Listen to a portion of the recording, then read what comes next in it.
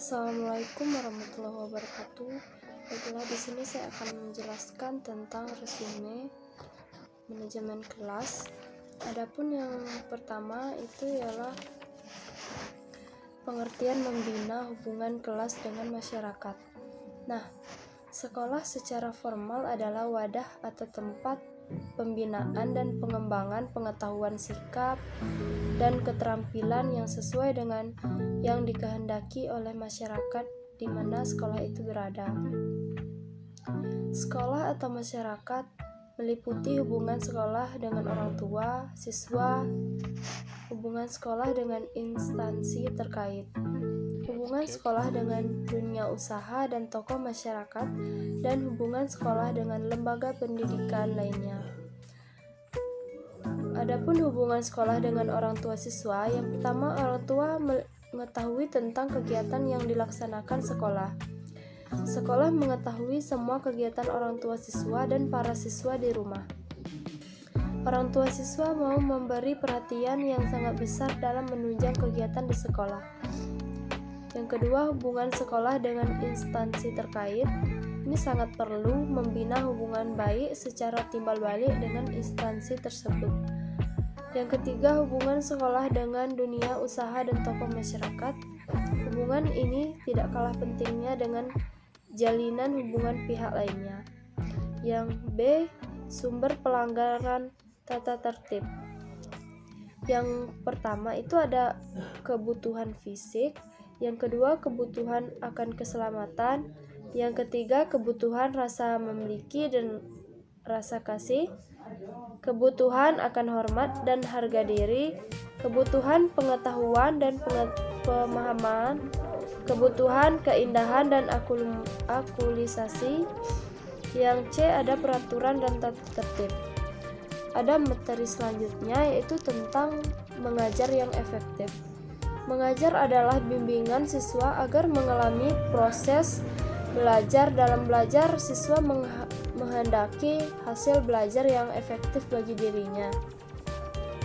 Mengajar adalah keterlibatan guru dan siswa dalam interaksi proses belajar mengajar.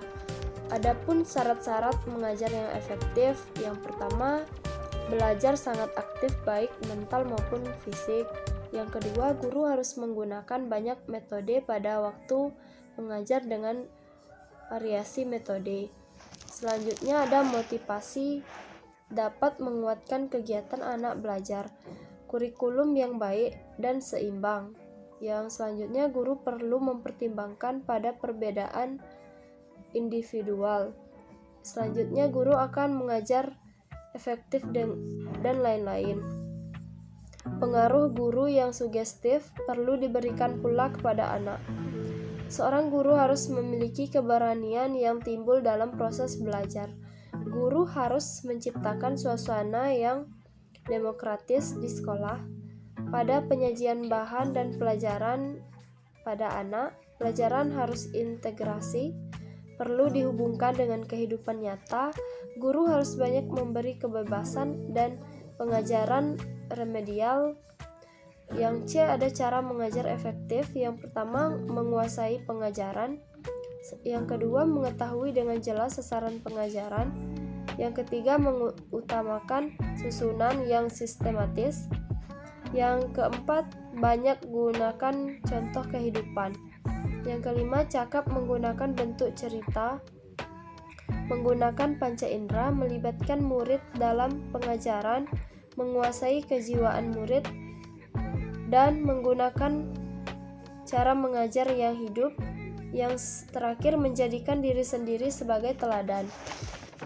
Selanjutnya ada membina hubungan sekolah dengan masyarakat. Sumber pelanggaran disiplin dan tata tertib. Adapun peraturan dan tata tertib adalah peraturan yang telah disepakati oleh suatu lembaga yang harus ditaati oleh masyarakat. Apabila dilanggar akan diberikan sanksi. Tata tertib dalam kelas adalah kumpulan aturan yang dibuat secara tertulis dan mengikat anggota dalam kelas. Yang B mengetahui tata tertib dalam kelas, yaitu mengidentifikasi tata tertib sekolah, merancang tata tertib dalam kelas. Dan yang C ada pelaksanaan tata tertib tertib dalam kelas ini merupakan implikasi atau pencapaian penerapan tata tertib dalam kelas yang dirancang dan disahkan secara bersama antara guru wali kelas dalam kelas yang dibimbingnya. D. Ada hukuman atau sanksi melanggar tata tertib dalam kelas, yaitu hukuman harus selaras dengan kesalahan. Hukuman harus adil, hukuman harus lekas dijatuhkan hukuman.